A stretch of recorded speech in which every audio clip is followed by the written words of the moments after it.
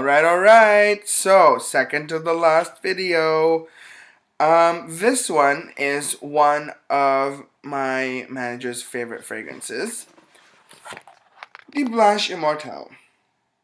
Alright, so let's talk about this one. One thing I will show you first on this book is basically just kind of like, look at that image. That beautiful, beautiful pink image, just soak up femininity, just 100% femininity.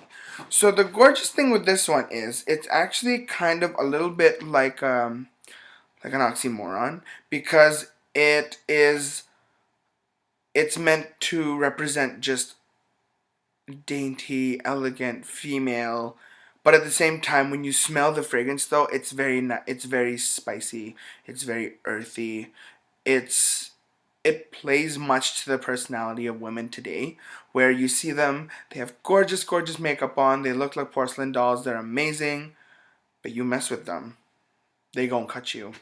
And that's the beauty of this. But let me tell you the story of the Blanche Immortelle first, because this story actually is what had my manager fall in love with it, and I would love for you to fall in love with it as well. Her limitless generosity defined her, but she preferred to stay hidden. With fire and passion, she secretly devoted every moment of freedom to the cause that could make an everlasting difference. Her actions would irreversibly alter the establishing order.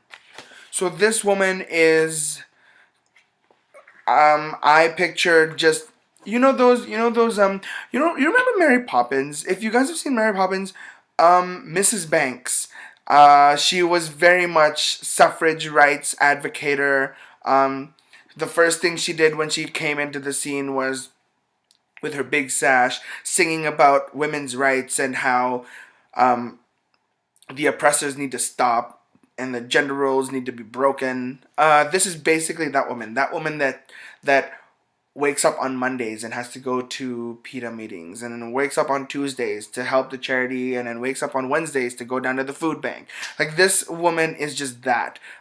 She doesn't want any recognition. She's just that perfectly generous, that love for humankind kind of woman.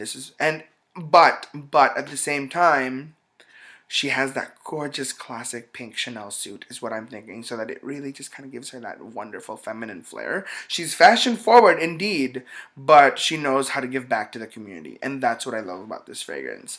So if you are that kind of woman, this may be the fragrance for you.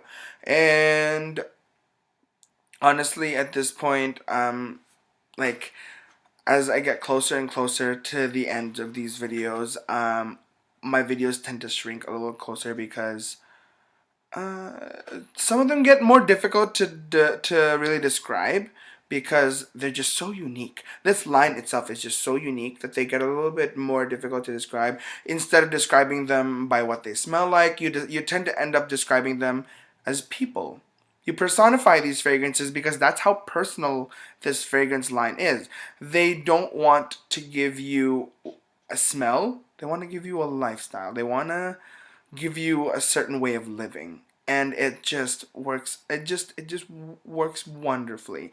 They have managed to create so many fragrances that fit for every single type of person out there, that it is impossible for you to say, I don't like Atelier, they don't have a fragrance for me. That's impossible, because I know if you feel like you can't find a fragrance from the Atelier line, it's either you haven't spoken to a fragrance consultant, or if you have, you haven't spoken with me. I'm sorry, I don't want to be that guy, but yeah, you haven't spoken with me, because I know I will find you a fragrance from Atelier, because it's all about getting to know that person.